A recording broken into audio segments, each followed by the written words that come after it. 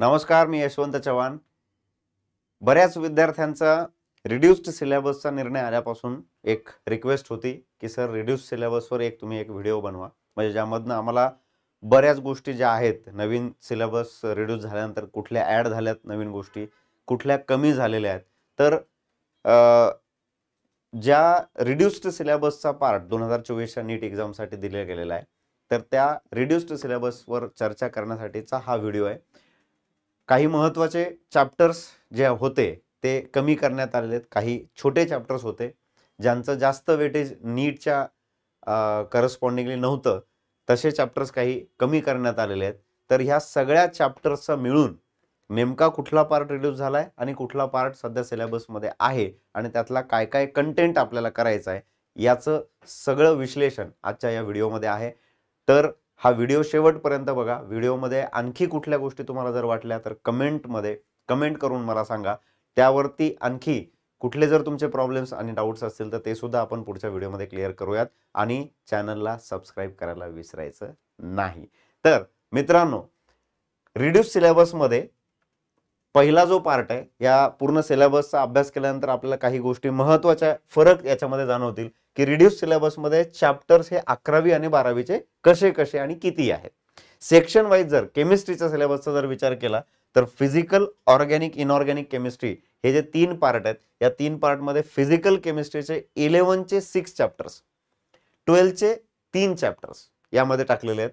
इनऑर्गॅनिकचे 2 11वी आणि 2 12वी. आता यामध्ये त्याने असं केलेलं आहे की पी ब्लॉक एलिमेंटचा जो चॅप्टर आहे तो 11चा 13 आणि 14 ग्रुप आणि 12चे 15 to 18 ग्रुप्स हे कंप्लीट एकत्र करून फक्त पी ब्लॉक एलिमेंट 13 to 18 असं दिलेलं आहे. त्यामुळे नंबर जरी कमी दिसत असतील तरी जे सिलेबसला आधी आपण शिकलेले आहेत, 12वीच्या विद्यार्थ्यांनी थोडंसं लक्षात घ्यायचं आहे की आधी तुम्ही ज्या पद्धतीने शिकलायत ते सगळे चॅप्टर्स मिक्स करून हा चॅप्टर दिलात. म्हणून इनऑर्गॅनिकला नंबर जरी कमी दिसत असला तरी स्कोप मात्र जास्त आहे. त्यामुळे घाबरून जायचं कारण नाही आणि खूप जास्त आनंदी व्हायचंही कारण नाहीये, कारण त्यामधला मोस्ट ऑफ द कंटेंट आपल्याला करायचा आहे.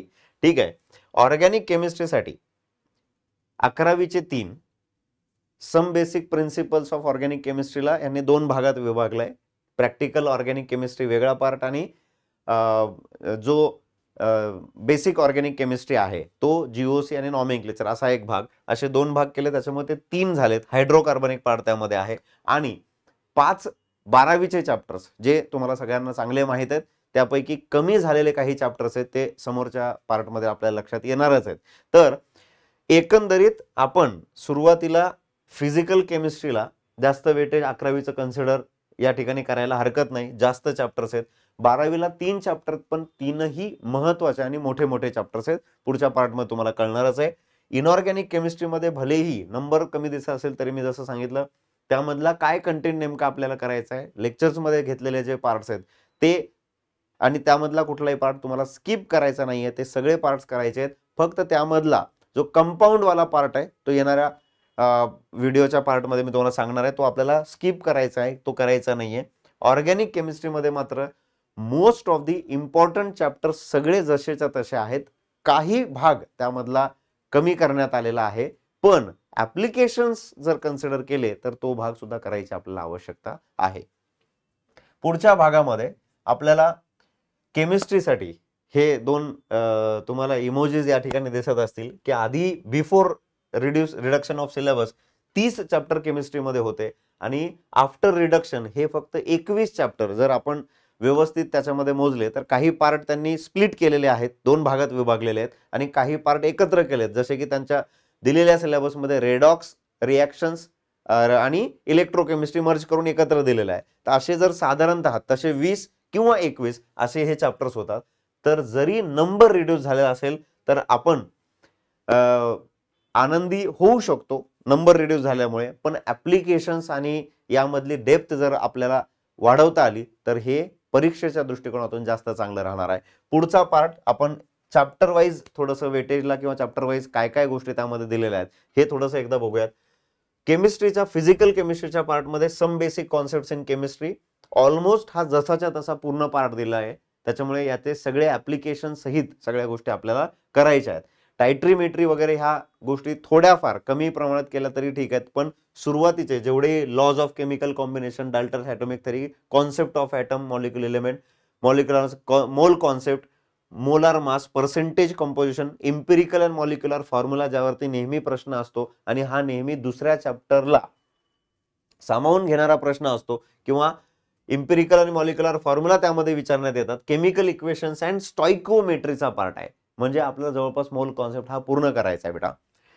ॲटॉमिक स्ट्रक्चरचा जर पार्ट कन्सिडर केला तर शेवटच्या पार्ट पर्यंतचे वेव्ह फंक्शनचे सुद्धा variations of psi, psi square and r and 1s 2s orbital, okay, तर इथपर्यंतचा पार्ट आपल्याला करायचा आहे. क्वांटम नंबर्स आणि पुढचे जे अबाव प्रिन्सिपल, आणि म्हणजे जवळपास ॲटॉमिक स्ट्रक्चर हा कंप्लीट जसाच्या तसा चॅप्टर आहे, त्याच्यामध्ये कुठलाही भाग कमी झालेला नाहीये. पुढचा जर भाग बघितला chemical bonding and molecular structure, तर जनरली इनऑर्गॅनिक केमिस्ट्रीमध्ये आपण त्याला कन्सिडर करतो, पण आपल्याला सगळ्या orbital concept, overlapping, energy of orbitals हे वाले पार्ट दिलेले आहेत. त्यामुळे Kossel Lewis approach, covalent bonding, quantum mechanical approach to covalent bonding, molecular orbital theory आणि elementary ideas of metallic bonding, hydrogen bonding and application, जसाच्या तसा पार्ट आहे. With application आपल्याला हा चांगला करून ठेवायचा बेटा. केमिकल थर्मोडायनामिक्स मध्ये फर्स्ट लॉ ऑफ थर्मोडायनामिक्स आणि सेकंड लॉ ऑफ थर्मोडायनामिक्स यावरती मोस्ट ऑफ दी पार्ट आहे, पण यामधल्या टर्म्स जर तुम्ही व्यवस्थित वाचल्या, हा सिलेबस याचा PDF जो आहे तो तुम्हाला सगळ्यांना शेअर करण्यात आलेला आहे, किंवा त्याची एखादी लिंक डिस्क्रिप्शन मध्ये आपण देऊयात, आणि टेलिग्राम चॅनलला सुद्धा ती लिंक आपण शेअर करूयात किंवा PDF शेअर करूयात, त्यामध्ये तुम्ही आणखी डिटेलमध्ये याला वाचू शकता. तर जवळपास Gibbs energy, equilibrium constant, delta S, spontaneity processes, spontaneity of the processes, जवळपास पूर्ण थर्मोडायनामिक्सचा जसाच्या तसा पार्ट आहे, त्यामुळे याच्यामध्ये काहीही कमी झालेलं नाहीये, तर ते व्यवस्थित आपल्याला करायचंय. पुढचा पार्ट आहे सोल्युशन्स. सोल्युशन मध्ये सगळ्या टर्म्स म्हणजे सोल्युशन आणि कॉलिगेटिव्ह प्रॉपर्टीजचा पूर्ण पार्ट जसाच्या तसा आहे. इक्विलिब्रियम मध्ये equilibria involving physical processes, equilibrium involving chemical processes आणि आयोनिक इक्विलिब्रियमचे मोस्ट ऑफ दी पॉइंट हे जशाच्या तसे मागील सिलेबस मधले आहेत, त्यामुळे हे चॅप्टर सुद्धा केमिकल आणि आयोनिक इक्विलिब्रियम हे अतिशय महत्वाचे, जास्त वेटेजचे, चांगले करून ठेवायचे आहेत. त्यानंतर जर आपण पुढच्या पार्टवर जर गेलो तर रेडॉक्स रिएक्शन आणि इलेक्ट्रोकेमिस्ट्री, मी मगाशी सांगितलं तुम्हाला की रेडॉक्स रिएक्शन हा आपण 11th मध्ये शिकतो, इलेक्ट्रोकेमिस्ट्री 12th मध्ये शिकतो, म्हणून त्याला मी विभागून दिलंय तुम्हाला देत असताना. तर redox reaction, electronic concept, oxidation reduction, electrolytic and metallic conductions and electrochemical cells, मग त्यामध्ये तुमचा गिब्स एनर्जी चेंज आला, dry cell, lead accumulator cell, fuel cell, हे सगळे पार्ट जवळपास कव्हर होणार आहेत, म्हणजे यामध्ये कुठलाही बदल झालेला नाहीये. केमिकल कायनेटिक्स जो 12वीच्या पार्ट मध्ये आपण शिकत असतो, तर त्या रेट ऑफ केमिकल रिएक्शन्स पासून तर अर्हेनियस थेरी शेवटपर्यंत जसंच तसं कंटेंट पूर्ण आहे. हे सुद्धा चॅप्टर्स आपले सगळे चांगल्या पद्धतीने आपल्याला करायचे आहेत. दुसरा आहे इनऑर्गॅनिक केमिस्ट्रीचा पार्ट. इनऑर्गॅनिक केमिस्ट्रीमध्ये तसं म्हणायला गेलं तर बराच पार्ट कमी झालाय, आणि जसं म्हणायला गेलं तर त्या पार्ट मधला काही भाग आपल्याला आणखी सुद्धा अजून सुद्धा करून ठेवायचा आहे. स्ट्रक्चरल फीचर्स असतील, त्याच्यानंतर ट्रेंड्सचा भाग असेल, तर यामध्ये बघा classification of elements and periodicity in properties म्हणजे पिरियॉडिक टेबलचा जो भाग आहे तो पूर्ण आपल्याला व्यवस्थित करायचा आहे. पी ब्लॉक एलिमेंट, NCERT जे अपडेटेड बुक्स आलेले आहेत त्यामधनं पी ब्लॉक एलिमेंट कम्प्लिटली काढून टाकण्यात आलेला आहे, पण हा जो सिलेबस आपल्याला रिड्यूस सिलेबस फॉर्म मध्ये दिलेला आहे त्यामध्ये पी ब्लॉक मेन्शन करण्यात आलेला आहे. ही महत्वाची गोष्ट तुम्हाला नमूद करून ठेवायची आहे. पी ब्लॉक एलिमेंट हा ग्रुप 13 to 18, म्हणजे फक्त एस ब्लॉक या ठिकाणी आपल्याला करायचा नाहीये, पण पी ब्लॉकचे ग्रुप 13 to 18 मधले general introduction points, electronic configuration, general trends in physical and chemical properties of elements across the periods and down the groups, unique behaviour of the first element in each group, म्हणजेच एनोमॅलस behaviour प्रत्येक ग्रुपचे आपल्याला करून ठेवायचे आहेत. आता तुम्ही सहज जर छोटासा एक पार्ट बोलायचा झाला तर एनोमॅलस बिहेवियर तुम्हाला जर सांगायचं आहे तर तुम्हाला प्रत्येक केमिकल प्रॉपर्टी विषयीचं डिस्कशन आणि तो कसा बाकीच्या कंपाऊंड्स पेक्षा वेगळा बिहेव करतो हे सांगणं महत्वाचं आहे. त्यामुळे सगळे प्रॉपर्टीज त्याचे जर तुम्ही व्यवस्थित करून ठेवले तरच हा पार्ट तुमचा चांगला होईल. म्हणून पी ब्लॉक एलिमेंट करत असताना जेवढे पॉइंट्स आपल्या नोटबुक मध्ये दिलेले NCERT मध्ये कव्हर केलेले आहेत ते मॅक्सिमम पॉइंट्स करण्याचा प्रयत्न करा. फक्त यामध्ये मी रेकमेंड हे करेल की कंपाऊंड्स आणि त्यांचे कॅरेक्टरिस्टिक किंवा प्रॉपर्टीज तो वाला भाग जरा स्किप केला तर चालेल. त्यामधला जो किचकट भाग आहे तो जर स्किप केला तर चालेल, पण मॅक्सिमम गोष्टी तुम्हाला ह्यामधल्या ग्रुप एलिमेंट्स मधल्या 13 to 18च्या करून ठेवायच्या आहेत बेटा. डी अँड एफ ब्लॉक मध्ये ट्रान्झिशन एलिमेंट्स पूर्ण पार्ट जसाच्या तसा आहे. Transition element, inner transition element मध्ये लॅन्थेनॉइड्स आणि ऍक्टिनॉइड्स मध्ये, ऍक्टिनॉइड मध्ये इलेक्ट्रॉनिक कॉन्फिगरेशन आणि ऑक्सिडेशन स्टेट, लॅन्थेनाइड मध्ये electronic configuration, oxidation state and lanthanide contraction. हा भाग मागील सिलेबस मध्ये असाच होता, पण आपल्याला जेवढा कंटेंट आतापर्यंत देण्यात आलेला आहे तो सगळा कंटेंट आपल्याला करून ठेवायचा आहे. म्हणून सांगतोय की जरी सिलेबस रिड्यूस झालेला असेल तरी इंटरलिंक्ड कॉन्सेप्ट आहेत किंवा कॉन्सेप्टचे ऍप्लिकेशन आहेत, त्यासाठी तो काही भाग जो आहे तो रिड्यूस सिलेबस मध्ये दिलेला नसेल जरी तरी सुद्धा तो आपल्याला व्यवस्थित करून ठेवायचा आहे. मी हे सांगत नाहीये की तुम्ही सगळं काही करून ठेवा, पण जे काही कराल ते मात्र 100% म्हणजे त्यातला कुठलाही पार्ट चुकता कामा नये. पुढे आपण एक शेवटचा जो इनऑर्गॅनिकचा पार्ट आहे कोऑर्डिनेशन कंपाऊंड, हा एक भाग आहे. सगळ्यात मोठा चॅप्टर आहे, वेटेज सुद्धा याचं जास्त आहे आणि हा सुद्धा प्रॉपर्टीज पर्यंत म्हणजे सगळ्या गोष्टी त्याच्यामध्ये आहेत. त्यानंतर बॉन्डिंग, व्हॅलेन्स बॉन्ड अप्रोच हे इथपर्यंतचा पार्ट आहे.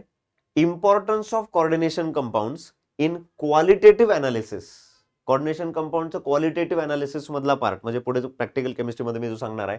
आणि extraction of metals and in biological systems, extraction metal मधला जो कोऑर्डिनेशन कंपाऊंडचा भाग असेल किंवा तुमच्या बायोलॉजिकल सिस्टीम्स मध्ये ऍप्लिकेशन असतील, म्हणजे ऍप्लिकेशनचा शेवटचा जो पार्ट होता तो जसाच्या तसा आहे, तो पूर्ण आपल्याला करून ठेवायचा आहे. ऑर्गॅनिक केमिस्ट्रीचा तिसरा जो भाग आहे, या तिसऱ्या भागामध्ये ऑर्गॅनिक केमिस्ट्रीमध्ये सगळ्यात पहिला some basic principles and concepts in organic, some basic principles of organic केमिस्ट्रीमध्ये आपल्याला दोन भाग होते. एक होता प्रॅक्टिकल ऑर्गॅनिक केमिस्ट्री, दुसरा होता जीओसी आणि नॉमेनक्लेचरचा रिलेटेड आयसोमेरिझम रिलेटेड पार्ट. तर त्या पार्टला ह्यांनी वेगळ्या सेक्शन मध्ये दिलेलं आहे purification and characterisation of organic compounds, ज्यामध्ये प्युरिफिकेशन टेक्निक्स, क्वालिटेटिव्ह अनालिसिस आणि क्वांटिटेटिव्ह अनालिसिस हा वाला भाग टाकलेला आहे. Calculation of empirical formula, molecular formula, numerical problems in organic, quantitative analysis, numerical problems सुद्धा आपल्याला या भागातले करून ठेवायचे आहेत. त्यानंतर पुढच्या भागामध्ये some basic principles of organic chemistry मध्ये मग तुम्हाला टेट्राव्हॅलन्सी म्हणजे basic part, isomerism, structural and stereo isomerism हे मेन्शन केलेलं आहे बेटा. त्यामुळे स्ट्रक्चरल आणि स्टिरिओ हे दोनही पार्ट जेवढे शिकलोय आपण तेवढे सगळे आपल्याला करणं गरजेचं आहे, महत्वाचं आहे. Nomenclature, trivial and IUPAC, covalent bond fission म्हणजे जीओसीच्या सगळ्या कॉन्सेप्ट आल्या या ठिकाणी. Electrophile, nucleophile, free radical, carbocation, carbanion, stability of carbocation, electronic displacement, electromagnetic inductive resonance, hyperconjugation and common types of organic reaction, reaction मेकॅनिझमचा जो part आपण शिकलेला आहे तो सुद्धा आपल्याला व्यवस्थित करून ठेवायचा आहे. हायड्रोकार्बन नेक्स्ट चॅप्टर आहे, त्यामध्ये अल्केन, अल्किन, अल्काइन आणि अरोमॅटिक कंपाऊंड हा जसाच्या तसा आहे, काहीही कमी झालेलं नाहीये, पूर्ण भाग आपल्याला व्यवस्थित करून ठेवायचा आहे. त्याच्यानंतर ऑर्गॅनिक कंपाऊंड्स कंटेनिंग हॅलोजन, ज्याला आपण हा म्हणतो, हॅलो अल्केन्स आणि हॅलो अरिन्स, तर या पार्ट मधला general methods of preparation, properties and reactions and nature of CX bond, mechanism of substitution reaction underline करून ठेवायचं आहे. मेकॅनिझम ऑफ सबस्टिट्यूशन रिएक्शन मध्ये SN1, SN2 हे सगळे मेकॅनिझम्स त्यामध्ये येणार आहेत, ते सगळे आपल्याला कव्हर करायचे आहेत with stereochemistry. Environmental effects of chloroform, iodoform, freons and DDT म्हणजे शेवटचा जो युजेस वाला पार्ट आहे तो सुद्धा आपल्याला जसाचा तसा आहे. पुढे यांनी काय केलेलं आहे, ऑर्गॅनिक कंपाऊंड्स कंटेनिंग ऑक्सिजन म्हटलेलं आहे, जे की 12वी मध्ये दोन चॅप्टर्स आहेत आपल्याला, अल्कोहोल फेनॉल इथर्स आणि अल्डिहाइड कीटोन कार्बॉक्सिलिक ऍसिड, हे सगळे ऑक्सिजन कंटेनिंग कंपाऊंड्स आहेत. त्या दोनही चॅप्टर्सला या ठिकाणी मर्ज केलंय, म्हणजे दोनच्या ऐवजी एका भागात कन्सिडर केलेलं आहे. पहिला पार्ट आहे general methods of preparation, properties, reactions and uses म्हणजे सगळं काही आलं. अल्कोहोल फेनॉल इथर मध्ये अल्कोहोलचा, फेनॉलचा आणि इथरचा जो महत्वाचा पार्ट आहे, रिएक्शनचा पार्ट आहे, मेथड ऑफ प्रिपरेशनचा पार्ट आहे, तो सगळा. आणि इथर्स मध्ये फक्त स्ट्रक्चरल फीचर्स असं दिलेलं आहे, पण इथर सुद्धा as per as applications are concerned तो पूर्ण करून ठेवायचा आहे. ठीक आहे. अल्डिहाइड्स आणि कीटोन्स मध्ये आणि खाली कार्बोक्सिलिक ऍसिड मध्ये. अल्डिहाइड कीटोन मध्ये जवळपास method of preparation, nucleophilic addition reaction, electrophilic substitution reaction, addition reactions, हे सगळा पार्ट तुम्हाला आलेला आहे. Including your acidity of alpha hydrogen, aldol condensation, Cannizzaro reaction, haloform reaction आणि distinguishing test for aldehydes and ketones, हे सगळे part जसेच्या तसे आहेत. पूर्ण चॅप्टर आपल्याला करायचं आहे. ऍसिड्स, कार्बोक्सिलिक ऍसिड मध्ये acidic strength and factors affecting it. छोटा दिसत असला तरी बराच मोठा पार्ट आहे. जास्त रिएक्शन नाही आहेत. कार्बोक्सिलिक ऍसिडचे ऍप्लिकेशन आपल्याला कुठे ना कुठे येणारच आहेत. त्यामुळे ऑर्गॅनिक मध्ये कुठलाही पार्ट स्किप न करता तो कंप्लीट करायचा आहे. स्किप करायला गेलात तर कुठेतरी ऍप्लिकेशन मध्ये आपण अडकून बसू. त्यामुळे तो पार्ट आपल्याला कंप्लीट चांगला करायचा आहे. पुढचा जो पार्ट आहे त्या पुढच्या पार्ट मध्ये ऑर्गॅनिक कंपाऊंड्स कंटेनिंग नायट्रोजन. आता इकडे अमाइन्स जर कन्सिडर केला, नायट्रो अल्केन्स नाही जरी झाला तरी general methods and properties preparation uses, amines आणि डायझोनियम सॉल्ट हे दोन पार्ट आहेत. जसेच्या तसे आहेत. आधी जेवढा आपण केलेला आहे तेवढाच पार्ट आहे. यामध्ये कुठलाही पार्ट कमी झालेला नाही आहे. आणि नेक्स्ट पार्ट जो आहे 19th, ज्याला आपण या ठिकाणी अकॉर्डिंग टू दिस पीडीएफ म्हणूयात बायोमॉलिक्यूल, कार्बोहायड्रेट, प्रोटीन, त्यानंतर enzymes, denaturation of protein, vitamins, nucleic acid आणि biological functions of nucleic acid आणि हॉर्मोन्स. म्हणजे याच्यामधला जो आहे बायोमॉलिक्युल्स मधला कुठलाही पार्ट कमी झालेला नाहीये. पूर्ण चॅप्टर आपल्याला व्यवस्थित करून घ्यायचा बेटा. यामधनं काढलेले पार्ट्स कोणते आहेत? आता ऑर्गॅनिक मधून पॉलिमर एक कमी झालेला आहे. पण तुम्ही अल्डिहाइड कीटोन वाचत शेवटपर्यंत आलात की शेवटी जे युजेस आहेत त्या युजेस मध्ये पॉलिमेरिक ऍप्लिकेशन्स त्यांचे दिलेले आहेत. त्यानंतर अल्कोहोल फेनॉल इथर्स मध्ये त्याचं मेन्शन केलेलं आहे.